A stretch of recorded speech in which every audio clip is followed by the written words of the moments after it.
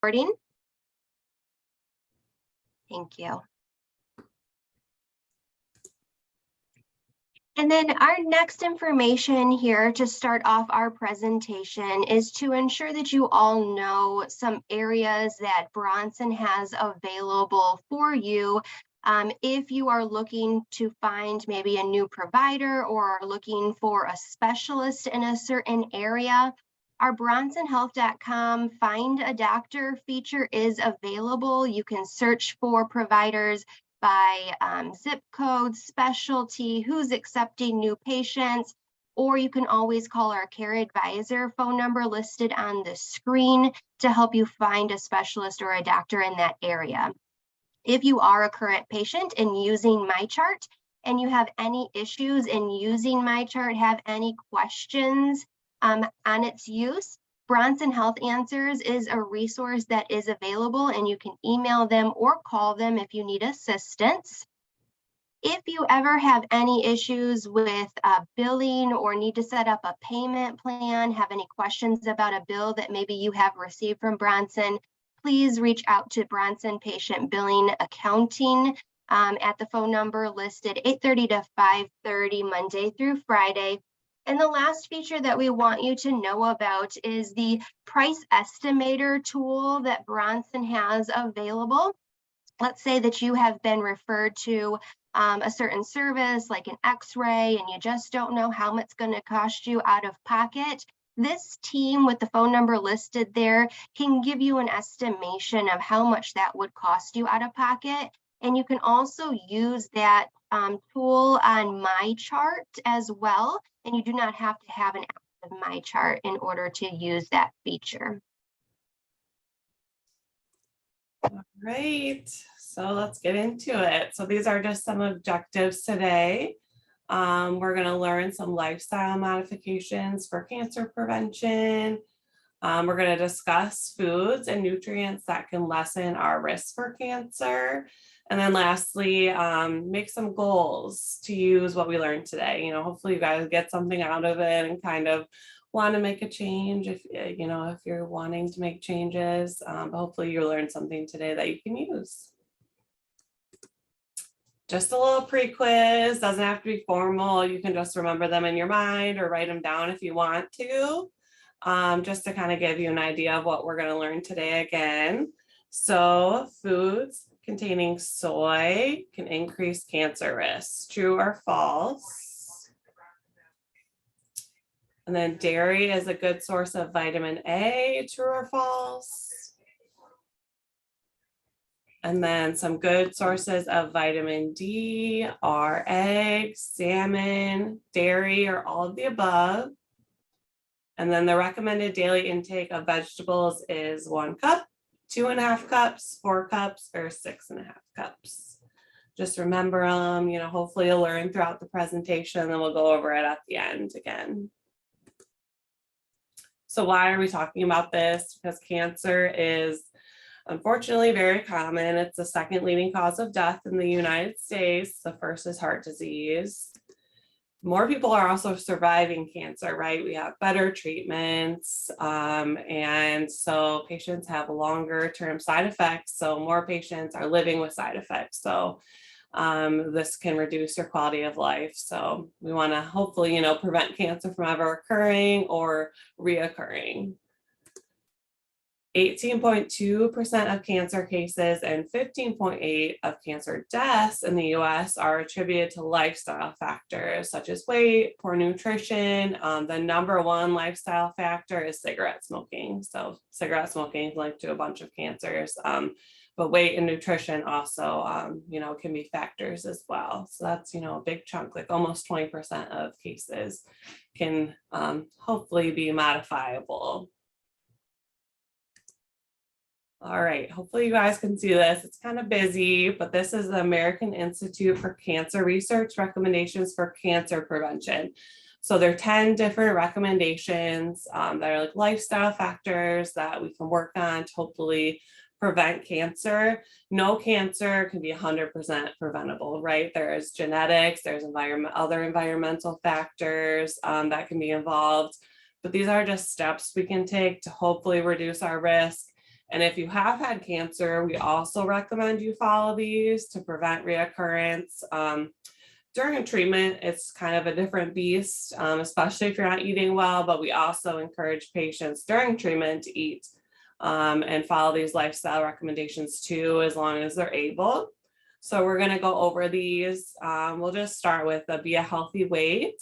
So keep your weight within a healthy range and avoid weight gain in adult life. So a lot of studies have really emphasized the avoiding weight gain in adult life. So even if you know you're unhealthy BMI, we don't necessarily like to follow BMI, but just as long as you're not gaining like a significant amount in your adult life, kind of finding a weight you can be steady at, a weight that you're comfortable, a weight that you can do, be physically active, and a weight like you're not yo-yoing up and down, just maintaining a steady weight, even if it is like above, obese or overweight BMI. Just kind of a weight you can maintain is really important. Reasoning being that being a greater weight is the cause of esophageal, pancreatic, colorectal, breast, endometrial, liver, and kidney cancer. Not necessarily the cause, but it can, be a factor in those types of cancers. So some of it has to do with the amount of body fat you have as well. So it is important, and it is, a link to some cancers. So with that, being physically active, it's recommended 150 minutes per week of moderate activity. So that would just be, walking, or 75 minutes of vigorous activity. So that would be something that really, raises your heart rate, and things like running, hard cycling workout, things like that. So just trying to move throughout the day, and hopefully it'll add up to the 150 minutes per week. Super important, not only for cancer prevention, but for other diseases as well. So trying to be as active as possible. We'll go down to the limiting consumption of sugar sweetened beverages. You don't have to completely cut these out, but I think it ties back to, being a healthy weight, right? If we're drinking a lot of our calories, we may gain weight or maybe overweight. So just kind of trying to limit those, just staying hydrated with water ideally. I know the WHO just came out with recommendations to avoid the non-nutritive sweeteners, so like fake sugars. As far as cancer is concerned, there's no evidence that those fake sugars cause cancer. But I would also limit those as well, because really, ideally, we just love you to drink water. Limiting the consumption of red and processed meat. So it says no more than moderate amounts of red meat. Typically it's like 2 to 3 servings of red meat per week. So it's not, it's not completely cutting out red meat at all, but red meat is tied to colorectal cancer. Pretty strong evidence there. So just trying to limit, and, the portion is like the size of the palm of our hand, like 4 ounces. So 2 to 3 of those per week. And then little to no processed meats. Again, processed meat has been linked to colorectal cancer.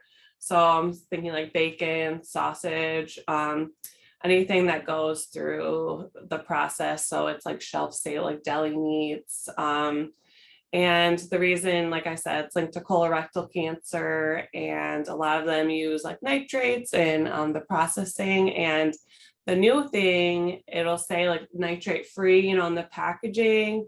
But if you look on the ingredients, like I've never found one that doesn't have this. It has celery powder, which is still a nitrate, and we don't really know if that's gonna affect our body the same way as like the chemical nitrate, because it's from celery powder. So anyways, that's why they say trying to avoid. But of course, it's like impossible to never eat deli meat, right? So just trying to eat as little as possible and kind of making other choices. Then we'll go over to eating a diet rich in whole grains, vegetables, fruits, and beans. This is kind of what we're going to talk about in the rest of the presentation. So like the title of the presentation, eating, the rainbow. Really want to make sure we're getting a wide variety of colors in our diet. So we're making sure we're getting all the nutrients we need that can hopefully, help us with cancer prevention. So ideally making half of your plate fruits and vegetables, a fourth of protein, a fourth of carbohydrates, and really just getting like a wide variety and kind of, getting all those nutrients that we need. Limiting the consumption of fast foods and other processed foods. Again, not completely cutting them out, but I'm thinking, if you're eating a lot of fast foods, you're probably not getting a ton of the fruits and vegetables that you need. So just trying to limit it, making some better choices. And again, probably it ties back to that weight piece because fast foods tend to be higher in calories. And then limiting alcohol consumption, it says for cancer prevention, it's best to not drink alcohol, which is true because alcohol is linked to a bunch of cancers, breast cancer, esophageal cancer, all other like head and neck cancers. So ideally no alcohol, but if you do drink, really trying to stay within 1 drink a day for women or 2 drinks a day for males.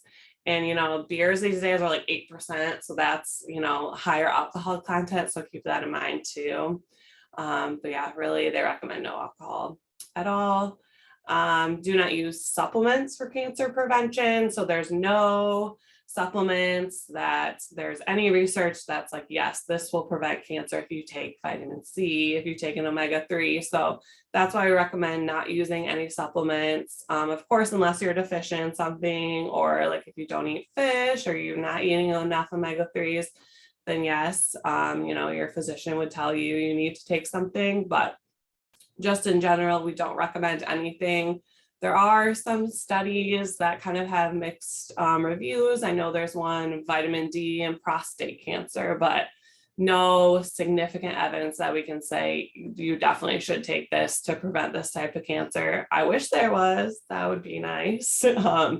But maybe in the future, as they do more and more studies on nutrition, nutrition is so popular now, a lot more popular.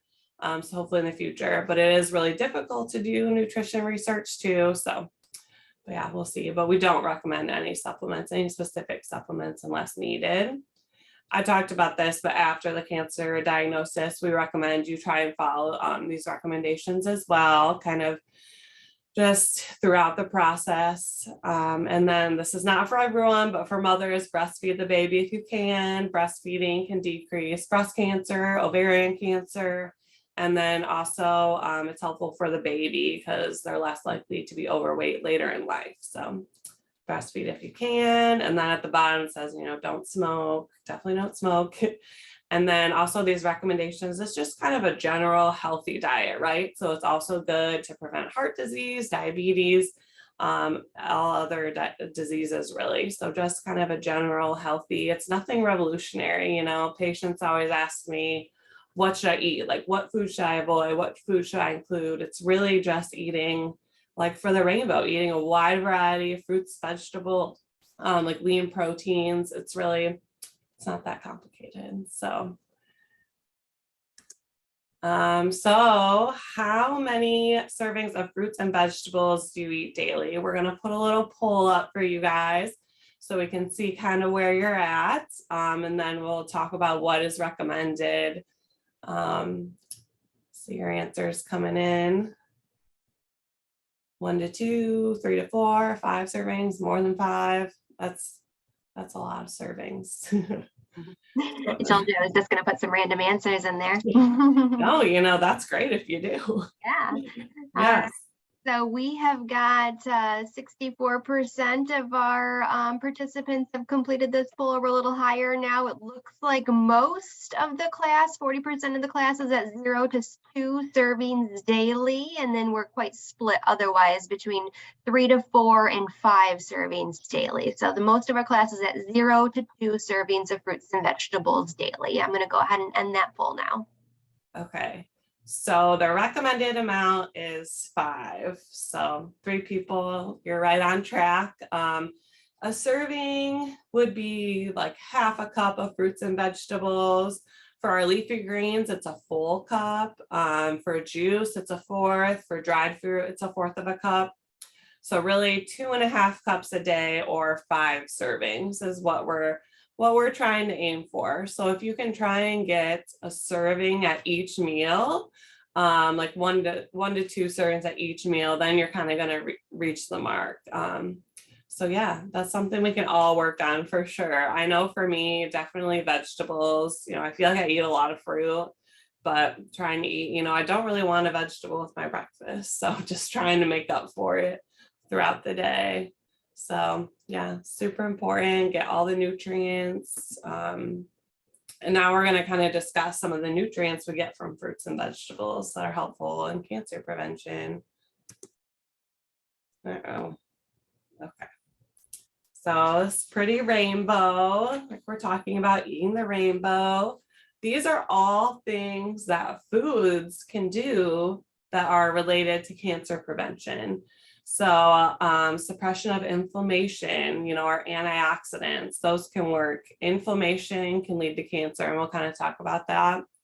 Protection of DNA from oxidation, it's kind of scientific, sorry, but DNA repair, cell cycle regulation, detoxification of carcinogens. So carcinogens like smoke can lead to cancer. Regulation of hormones. Some cancers are hormonal, like breast cancer can be. Induction of apoptosis. So that just means cell death. So it can cause cells to die. So maybe cells that are going to lead to cancer, we can stop that. And promotion of cell differentiation. So again, that is like promoting regular growth of cells. So cancer is just the rapid growth of irregular cells. And so we want to, prevent that or stop it in somewhere in the process, or we want to stop, the growth of those cells. So foods can do all these things. Like I said, it's not if you eat these foods, it's going to completely stop cancer. Like that, unfortunately, is just not a thing. So we kind of just want to prevent and like make our body be, less inhabitable for the growth of these irregular cells. So we're going to go over some of the nutrients that can help with this. So the first one we're going to talk about is vitamin A. So vitamin A is one of our antioxidants, and antioxidants can prevent cells from DNA damage. Like I talked about, DNA damage can lead to cancer. Antioxidants are good at being anti-inflammatory, and chronic inflammation can lead to cancer. So trying to eat as much antioxidants as we can, really great, really important.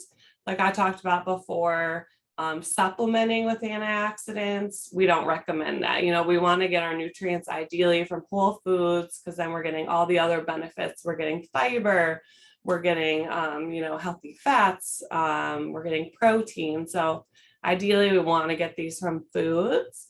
Vitamin A is also important in our vision. Nothing to do with cancer, but that's kind of what I think of when I think of vitamin A. And when I think of vitamin A, I think of like orange color foods, because that's what I learned in school. So like carrots, but it's in so many things. So carrots, spinach, red grapefruit, butternut squash, bell peppers, tuna. I honestly did not know that. Very, very random. And then our dairy products actually have a good amount of vitamin A too, which I don't really associate dairy with vitamin A. So yeah, just such a wide variety of food. That's why it's so hard to say, eat this one food and, you'll be good. You'll get like all the nutrients you need. You really need to eat like a variety, because all those different colors are going to give us different nutrients. I mean, this page is just so pleasing to my eye. It's so colorful. And yeah, we need to just work on, getting more of a variety.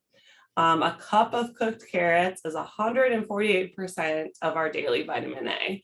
So that's kind of crazy. It's just very, very rich in vitamin A. We can overdo it on the vitamin A for sure, but if you're eating whole foods, you're likely not going to. That's why we say avoiding the supplements. Actually, supplementing with vitamin A or really mega doses of vitamin A can increase lung cancer in smokers. So there's good evidence on that. So kind of why we recommend just getting it, from our whole foods. But yeah, that's our first antioxidant, really important, and kind of can help, reduce inflammation and prevent that cell damage from occurring. All right, our next one is vitamin C. Vitamin C, I think of citrus fruits, right? Again, it's one of our antioxidants. It's also important in wound healing and heart health. So super important. But it's also in our leafy greens. So kale, it's in broccoli, strawberries, pineapple, kiwi. I'm thinking making a smoothie here is like perfect to get all the vitamin C you need, honestly, for like a day. You know, Vitamin C has been shown to reduce breast cancer risk, lung and colorectal cancer risk. So, just good to try and get as much as possible. And again, like I feel like this is a wide variety of foods we can get our vitamin C, and it's not just citrus foods, it's all of these other ones. So just trying to kind of eat more kale. I like kale. I know it's kind of not everyone's favorite thing.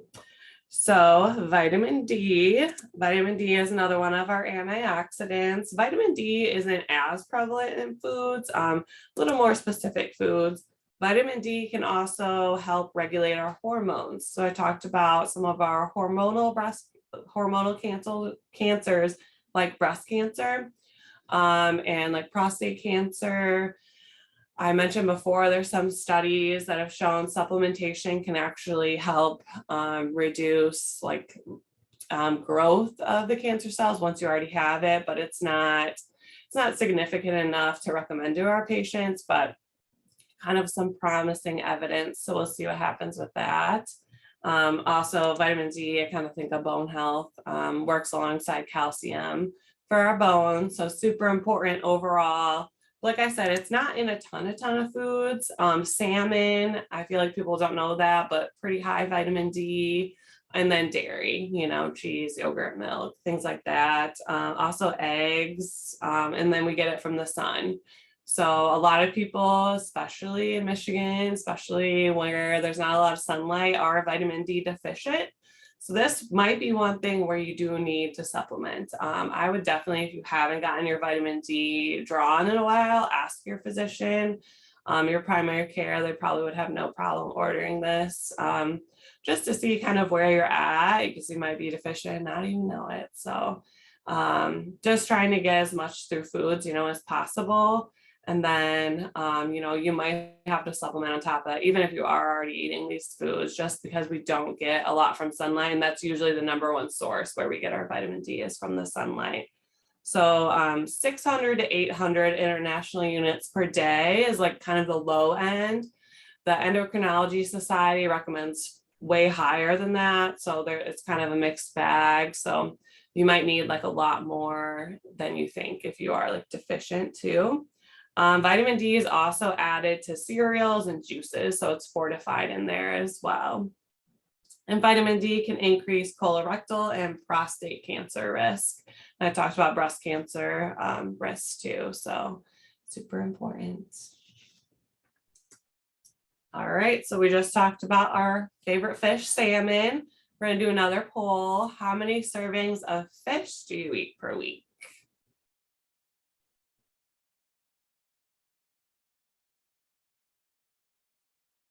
All right, our fish poll is up and we have got some people answering already. So far, it looks like the majority of people are 0 to 1 serving per week. So I'm assuming that's 1 serving per week, since we've got about 3 people answering no servings of fish per week. And then we've got the other third of our class, essentially about 2 to 3 servings per week of fish. So majority of our class are 0 to 1 servings per week, assuming that's 1 serving of fish per week. I'm going to go ahead and end that poll for you now, Jillian. Okay. Yeah, so the recommended amount is 2. But you're getting 1, that's great. I know fish is kind of a hit or miss thing for people. So, just trying to get those omega-3s and the vitamin D from other sources would be great. We're going to talk about omega-3s in a bit. But yeah, the recommendation is twice per week. And I know I definitely don't do that most weeks. We have salmon every Friday, but try to do like a lunch with tuna or something. But yeah, I need to get better at that too. So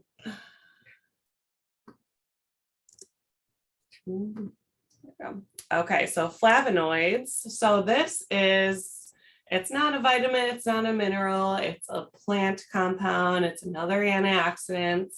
I heard of this, I first heard of this, and what I recognize this as being in red wine. So I don't know if you guys have heard of that as well. But you see like these rich, dark colored things. That's what I think of when I think of flavonoids. So not only are they an antioxidant, but they can also detoxify carcinogens. So kind of like in our body, they can detoxify some things that are bad for us. So super important. Like I said, just kind of that really rich color. And you'll see in all the foods like berries. Parsley is actually the number one source that Americans consume. I thought that was pretty interesting. I guess we eat a lot of parsley. Red cabbage, so pretty. I love cabbage. Green tea, and then dark chocolate are really high in flavonoids. So just those like really rich colors. And yeah, they also are in kale, onions, soybeans, like I mentioned, red wine, and really just have a lot of anti-inflammatory properties. Like I said, can kind of, make our body just have less inflammation. There's been some studies on green tea consumption and decreased, prostate, breast cancer risk. But we don't recommend you drink like 20 cups a day, kind of just moderate amounts, because there is too much of a good thing, right? But yeah, green tea is super great for you, and also hydrating. Has a little bit of caffeine, but you can get decaffeinated too. And our next one is folate or folic acid, and this is important for DNA repair. So I said earlier, cancer can be caused by DNA damage. So folate actually can help repair that and stop any cells from ever becoming cancer. So super important, great nutrient. It's also involved in blood cell formation. Folic acid is in like a lot of things because it's actually fortified in grains and cereals, because a lot of Americans were found to be deficient and it was causing birth defects. So that's why it's added into a lot of our food supply. But it's also in our leafy greens, spinach, kale, bok choy, avocado, Brussels sprouts, and actually lentils and beans. So yeah, you can get it from a wide variety of sources, but a lot of Americans don't eat a lot of leafy greens. So that's why it was added to our food supply. So it's also in eggs too. So yeah, I know when I was pregnant, did not want salad at all, but I tried to eat eggs.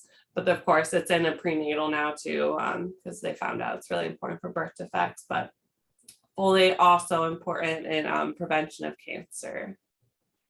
And then omega-3. We talked about this with the fish a little bit. It's high in fatty fish, but omega-3 also has some of those antioxidant properties that can suppress inflammation. And it also, you've probably heard of it, really important in heart health and also brain function. So it's just a good nutrient overall, but there's some really interesting evidence on omega-3s, specifically with cancer. And it's in oysters, it's in walnuts. We talked about salmon, other fatty fish like cod. Also chia seeds is like the bottom middle, and then flax seeds are next to it, kind of resting on that spoon. So I have some flax seeds just to show you guys kind of what it looks like. I bought a new one because I was like almost out, but this is flaxseed meal. So flax does need to be ground to be absorbed the best. And you can just eat the seeds. It's going to be high in like insoluble fiber, very high in fiber, high in omega-3s, good, kind of a good source of protein. But the important thing with cancer prevention is the lignans. So that is what is, when you grind it, they become more available. So actually 2 to 4 tablespoons per day is what we recommend. And this can decrease our insulin sensitivity. So high like insulin sensitivity has been linked to cancer. So I usually recommend this to like all of my patients, especially if they're having problems with constipation, because it's really high in fiber too. But it's been shown to decrease, especially breast cancer risk. There's more research on breast cancer. I keep mentioning breast cancer. that's like the most researched nutritionally is breast cancer. I feel like because that's, you know, really common and we have a lot of survivors with breast cancer. So flaxseed, super great thing to incorporate into your daily intake. 2 to 4 tablespoons is kind of a good amount. And some studies have shown a shift in estrogen. It actually shifts your estrogen to a more favorable estrogen that's less likely to cause breast cancer. So don't ask me kind of the science behind that, but very interesting. I like read that recently. So yeah, what I was going to say, this has 3 grams of protein for 2 tablespoons and 3 grams of fiber. And then it also has 2,430 milligrams of omega-3s. So that's a lot. Like the recommended amount, there's no like set recommended amount, but it's like 2,000 milligrams. So just 2 tablespoons, like over the amounts that you need, which is fine. You know, the only reason you would ever have to kind of watch is if you have heart disease, because it's a fat, right? But yeah, really good. It has some potassium, not a ton. But yeah, it's that lignans. It also can be an egg replacement. I know it's kind of interesting. If you're a vegan, you can use it as an egg replacement. So very fine. It kind of has a nutty taste, but I feel like I don't notice it unless you're adding a ton. But if you're just, you know, adding like a tablespoon onto your oatmeal or something, it's I don't feel like you can taste it. So yeah, that's a really good source of omega-3s with the anti-cancer properties. And I also have the chia seeds, a little container. I actually got this on Amazon, but they have the exact same one at Meijer, but it's cheaper on Amazon. So a little tip for you guys. This is higher in protein. The serving is 2.8 tablespoons, 5 grams protein. So it's kind of similar. It has good amount of calcium and also iron. Yeah, I made sure to take these when I was pregnant because I was anemic. And yeah, same thing, kind of like a nutty taste, but I feel like you don't taste a ton. These do not have to be ground to be absorbed the best. So yeah, they're just like whole, like little seeds. Flax seeds are a little bit bigger, if you can see in the picture too. And yeah, a really good source. This doesn't say how much omega-3s. Yeah, it does. Oh my gosh. So 5,350 milligrams of omega-3s in a serving in 2.5 tablespoons. So really, really good source, nuts and seeds. And this is so easy, you know, to just add to your food, right? Rather than like having to eat a salmon fillet. So some questions for you, Jillian. And I know that you're going to hit on chia seeds a little bit later because I've seen your presentation, so I'll hold off on that. But yeah. Your suggestion here on 2 to 4 tablespoons of flax seeds ground. What are some suggestions on how to use some ground flaxseed? Yeah, so very similar to chia seeds, you know, sprinkle them on top of oatmeal, yogurt, flax. You can bake with it, you know, add to your pancakes, muffin batter. I make like these oat bars every week on Sunday, and I just put them in that. And you can also add them to savory things like meatloaf, meatballs. Really, I just don't taste them in anything. Smoothies, yeah, multiple uses. And then Carol also asks another question on flaxseed. She says, I thought when you grind flax seeds, you need to eat them within 15 minutes or they lose their magic. Is this true? No, that's definitely not true. But it does say refrigerate after opening. So yeah, super like fatty. So that's why you should refrigerate them, especially if they're ground. But yeah, they don't lose their magic after 15 minutes. No. Okay. Thank you, Jillian. And then we've got one more question here from Sherry, and she is inquiring about hemp heart seeds. Well, what do you know, know, Sherry? Oh, great. So yeah, also has some hemp hearts. So similar, it's a little, you know, it's a hemp seed, but it's shelled hemp seed. So this is actually like a really good source of protein, 10 grams per 3 tablespoons. Very high in omega-3s again. It has 12 grams. So we were talking milligrams with these. So very, very high in the omega-3s. 10 grams protein, like I said. Yeah, it has recommendations: blend in smoothies, sprinkle on yogurt, shake on salads. Yeah, these are like a little bigger. And yeah, that's a really good idea, putting on top of a salad. These are a little pricey, not gonna lie. This is like $10. This also says refrigerate after opening. So again, just because of high fat content, it can go rancid. So you want to make sure it's refrigerated. Yeah, this is from hemp. It's not like marijuana or anything. It's just the seeds from that plant. So yeah, another great option. I would use it exactly the same as the chia and the flax seeds, just sprinkle it on top of oatmeal, yogurt, salad, bake with it. Yeah, all good options, all really high in omega-3s. For some reason, all the breast cancer research that I've read is like specifically to flax. And I think because it has that lignan, that specific compound in it that has been shown to reduce types of cancer, but all of these are really high in omega-3s and just easy things kind of to add into our diet. Yeah, that's a good question. I haven't used hemp hearts in forever, so I'm excited now I have them again. Yeah, so next one, I think the last one we're going to talk about, is soy. So soy, kind of like called like a fake estrogen. I feel like there's so much negative talk about soy and cancer, just because these compounds, they have a very similar chemical structure to estrogen, the hormone estrogen, but they're plant derived. So they have estrogen-like activity, but our body does not recognize it the same as the hormone estrogen. They do bind to the same receptors in our body, but our body's not going to react the same way as the hormone. So soy is great for us. Soy is something I think everyone should eat. Even if you do have prostate cancer, it actually has been shown to decrease breast cancer as well as other cancers. Studies in Asia where they eat a lot of soy products find a lot less breast cancer incidents. So I think it's super important to try and include. I know it's not everyone's favorite, but there are kind of some ways that you can sneak it in, or maybe new things you can try. But yeah, soy has been linked to decreased risk, especially breast and prostate cancer. These foods are also really high in fiber and in calcium, which are great too. So some studies say, oh, maybe it's like the fiber in soy foods that reduce cancer risk, because fiber also can reduce cancer risk. But yeah, definitely great foods to try and include more of. So soy is in edamame.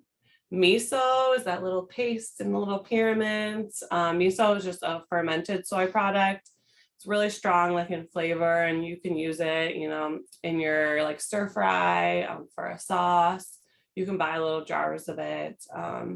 Tofu. So tofu is it's the curd of the soybean. So it's processed. So it's just the curd. If you've never eaten tofu, it's very like light and like spongy. Some people hate the texture, but I'll kind of go over ways to cook it so it's less like that. I recommend getting the extra firm if you're kind of weirded out about the texture of it, but really, really great source of protein and calcium and soy. And then on the bottom is tempeh. So this is one that I don't know if a lot of you guys have heard of. I feel like I should have opened this, but this is what it like comes like. So this is going to be right by the tofu, and tofu is usually in like the produce section and like right by like the bag salads. And there's other like vegan products now. There was like tempeh bacon that had a smoked flavor on it. And that's what I do with this. I usually just like slice it and then fry it and use it as like bacon. So make like a BLT with this. Really high in fiber because this is whole soybeans. So it has like, you can actually see the beans. So it's not like tofu. It has the whole bean in there and it's fermented into kind of this patty. 18 grams of protein per 3-ounce serving. So super high in protein. This has 2.5 servings in here, and good source of iron. And yeah, fiber. Where's the fiber? I swear it had fiber on it when I looked yesterday, but it's a good source of fiber. Just trust me, because it's the whole bean. So yeah, very interesting. You can just add it like to stir fries. You can kind of fry it up. There's a lot you can do with it because it kind of doesn't have too much of a taste. But an interesting one to try if you guys are curious and you've tried tofu, you don't love it. You might like this because it's like firm, it's firmer, it's not the same texture. So give it a try. Just found this at Meijer. I know it's at Family Fare too. I'm sure like Horrocks has it too. Horrocks has like a good selection of like different kinds of foods. Yeah, I looked up the tempeh and it's about 6 grams of fiber per serving. Okay, yeah, Excellent so fiber. that's good. So we're aiming for like 30 grams a day. So in a serving, that's pretty good. All right, so how many servings of soy do you guys eat per week? It's our last poll question. And before we ask this question, can we give some insight as to what a serving of soy of these ingredients might look like for things like edamame or tempeh or tofu? Does soy milk get included into this? Yeah, so it's like a 3-ounce serving. So kind of, meat is 4 ounces, so it's a little bit less. So this has 2.5 servings in it. Okay, so how many, the question is going to be how many servings of soy, and those servings are about 3 ounces. So how many 3-ounce servings of soy do you eat per week?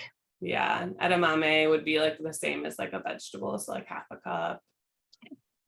All right, we've got the question up. How many servings of soy do you eat per week? Options are none, 1 to 2 servings per week, 3 to 4 servings per week, or 5 or more servings per week. And it looks like most of our people have participated in our poll, and we've got the majority at 60% of our class are eating no servings of soy per week, with a few of us eating 3 to 4 servings per week. Okay, all right. So yeah, the recommended amount is 2 to 4. So anywhere from 2 to 4 3-ounce servings per week. So that's not a ton, right? It's not per day, it's per week. So that's everyone's job who said none, is to get some soy in your life.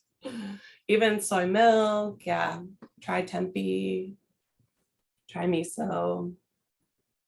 Yeah, it is, it's not as popular in America. It's not like available. It's not as common. So, but it's good. It's great for cancer prevention.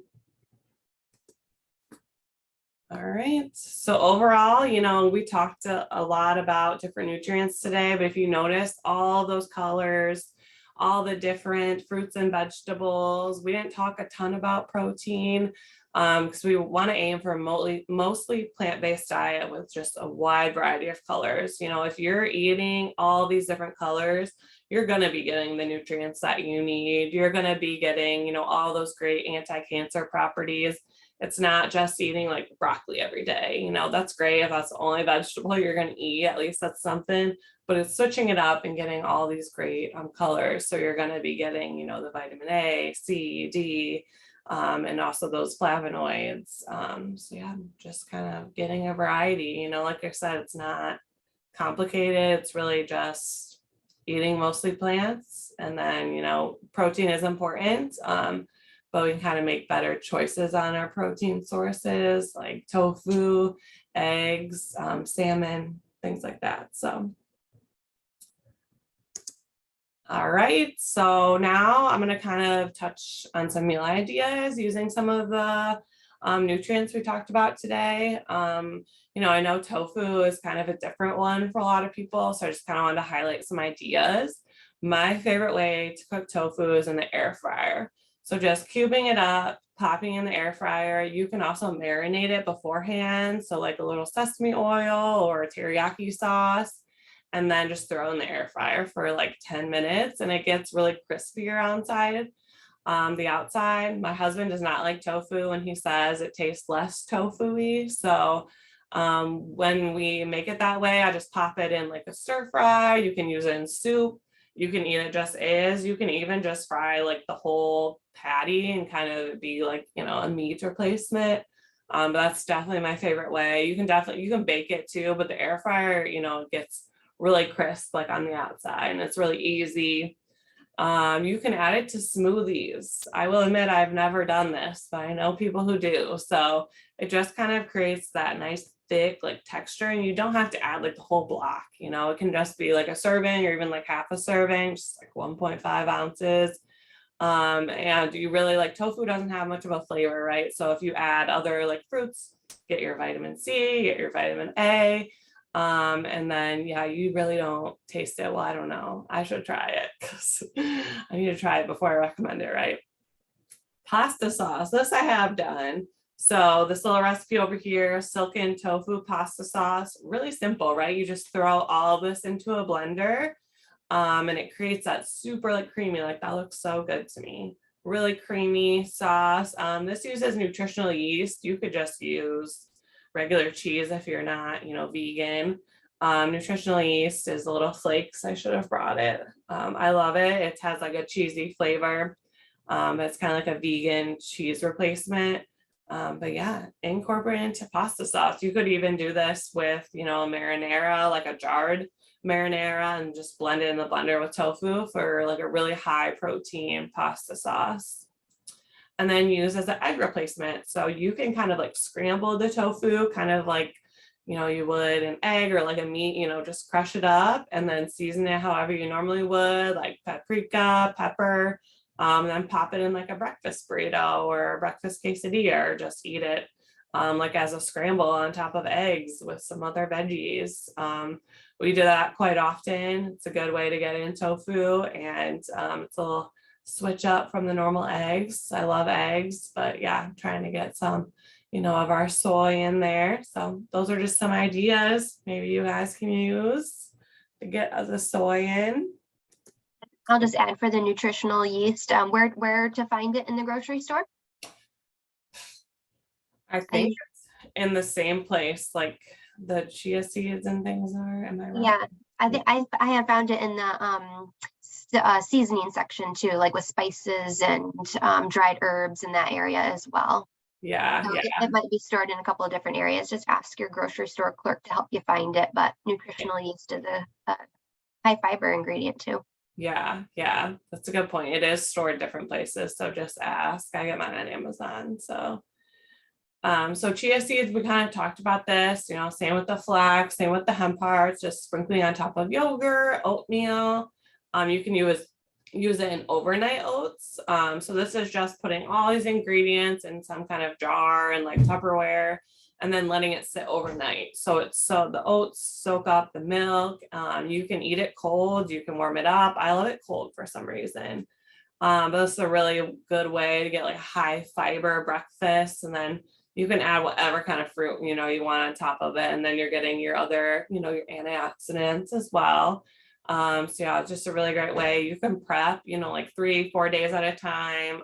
So you can like take it to work or eat it before work, or if you stay at home, you can just have something fast. So really great way to use chia seeds. Using savory dishes. I think people don't think of this, but just adding, you know, 1 to 2 tablespoons in your meatloaf and meatballs. You can even like put it in pasta sauce. You really don't taste it. You might get the little seeds stuck in your teeth, but you're not going to taste it. Using in baked goods. I love putting this in my pancakes, you know, muffins, cookies, even brownies. Chia seed pudding is just chia seeds soaked in milk. So I don't know the exact ratio, but there's tons of recipes online, and you're just going to let it soak overnight, and it kind of creates, it's kind of a weird texture. So if you're a texture person, you might not like it. But it creates kind of like a jelly, like a pudding, super high, like in fiber. That could be, you know, a breakfast option. You can like top it with some fruit as well. And then smoothies, just throwing it into a smoothie, really easy way to get some more omega-3s. And then red cabbage, you know, very underutilized ingredient, I feel like. So red cabbage is usually in coleslaw. If you buy a coleslaw mix, you'll usually see little shreds of it in there. So use it in a stir fry. It's like my favorite. And incorporate it raw, just buy a big head and cut it up, put it in salad. We grew cabbage in our garden a couple of years ago. We had like a million things of cabbage. So I have all the cabbage ideas. Fish tacos with coleslaw, another great way to get some fish in, right? And then just top it. You can just buy like the pre-shredded coleslaw mix in the store, and you don't even have to, you don't have to add any dressing to it. You can just shred it on for some crunch, or you can, whatever you want. And then egg roll in a bowl. We have these like weekly with all that cabbage we grew. It's just, some protein. You could even use tofu instead of the pork or chicken. You can use like chicken breasts, and then just onions, ginger, garlic, and then the coleslaw mix is going to have the cabbage in it, or you can just do cabbage in replace of that. And then like soy sauce, sesame oil, you can really add, whatever. You can add like a pre-made, stir fry sauce.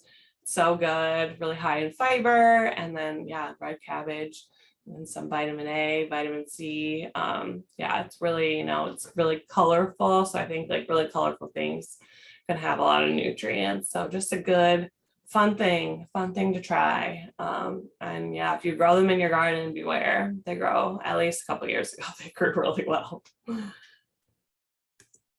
All right, here is some recipes. Tina's gonna put these in the chat so you guys can click on them if you want to. Just some websites that have some specific like cancer prevention recipes. So the first one is the American Institute for Cancer Research. They have some good recipes. Some of them are a little more lengthy, so you don't feel pressured like to try them, but just kind of look and see. Cancer.org, Stanford Health has like a good amount, and of course Bronson Health. We have some recipes on there. They're not necessarily for like cancer prevention, but they are, they're a registered dietitian, or our health team wrote them, so they're really good. Yeah, there's a bunch of recipes, online. But yeah, just to give you guys some ideas. And we are having a cooking class, I believe it's like June 28th. And we're going to do some cancer prevention recipes, myself and Chris Flood. So if you guys want to see some of these ideas, cooking style, we'll be doing that June 28th. So.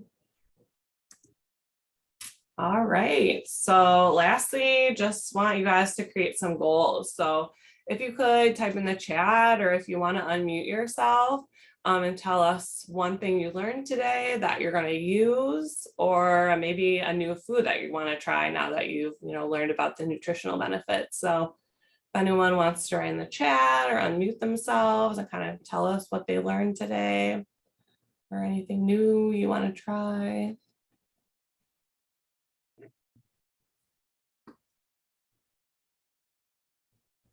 No one? I know I'm gonna try that tofu pasta recipe because I've never done that before. I'm going to also try some of the tofus and all the different seeds too, because that was quite interesting to put in different, like stir fries or whatever I can do to add to a lot of my foods that we eat. Great, yeah, that's great. All about the seeds. And it looks like a lot of our participants in the chat are saying the same things. Okay. So they're going to add flax and chia seeds to oatmeal and meatloaf dishes. I just had somebody share with me yesterday that they add chia seeds to their soup when they make a homemade soup. So another place to put in chia seeds for a savory option. Yeah. Somebody is going to try out the tempeh BLT style sandwich. Somebody maybe is going to try chia seeds as maybe their new food, trying hemp hearts, flaxseed, and trying to incorporate those into some recipes, cooking more tofu. Question about flaxseed. Question, my husband had a kidney transplant. Her husband had a kidney transplant. Will eating flax or chia seeds be an issue? Shouldn't be. The thing with kidney disease is like watching the amount of protein. That's not necessarily, that would be something, your nephrologist would specifically tell you, but yeah, it shouldn't be an issue that I can think of. Yeah. Okay. All right. Continuing on here, we've got somebody saying that they're going to incorporate more flaxseed and trying the air fryer tofu, looking into adding more flaxseed. So there was a question, and somebody is saying soybeans isn't bad for cancer patients. Somebody, I think, is making that statement. And then somebody had also shared with me, and I'll ask this now for you, Jillian. Somebody had said that she had gone through breast cancer treatment and had been told specifically not to include soy. Can you speak a little on that? Okay, well, that's unfortunate. The only thing, if you have like estrogen positive cancer, we tell you not to consume soy supplements. So that'd be soy in like a pill form or in, some protein powders have like a soy isolate, and that's the protein in there. That's the only time we would recommend you avoid soy, the only type of soy, just because those are really high amounts of soy and we don't know how that's going to react as far as like the breast cancer, but foods are completely fine. It's actually recommended to decrease reoccurrence. So, yeah. Great. Thank you for touching on that. And yeah, I think everybody liked the tofu in the air fryer idea as well. So that was our last goal here that somebody had included in our chat. Great. Thanks, guys. Those all sounds great. All right. So our post quiz, did we get them right? Consuming soy foods, just talked about that, can increase cancer risk. That is false, can actually decrease cancer risk. Dairy is a good source of vitamin A. We learned that is true. So yeah, I think of dairy and vitamin D, but also a good source of vitamin A. Good sources of vitamin D, all of the above.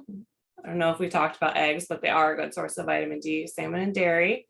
And then the recommended daily intake of vegetables is 2.5 cups. So we're going to work on that and we're going to do it next week. Okay.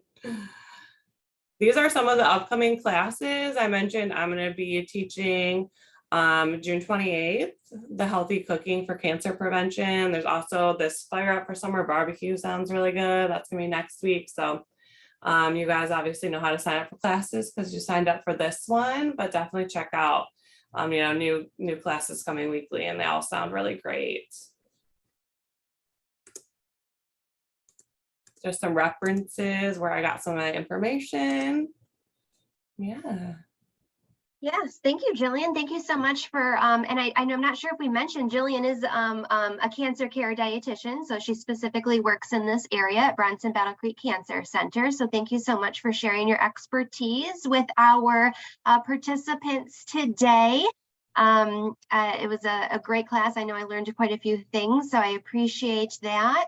I did drop a link to our class survey. So if you guys are able to take just a couple of minutes to complete that survey, we do appreciate it. We want to learn more about what you want to hear about here in our Bronson Community Health classes. So thank you for sharing your feedback on that. And please do not miss Jillian's cooking class that she is going to have next month, so we can continue to learn how to use these nutrients in our meals and snack ideas to further reduce our risk of cancer. So thank you guys so much again for joining. It is 10 o'clock, but we can stay on for a minute or two longer if anybody has any additional questions. Thank you everyone for participating and everything.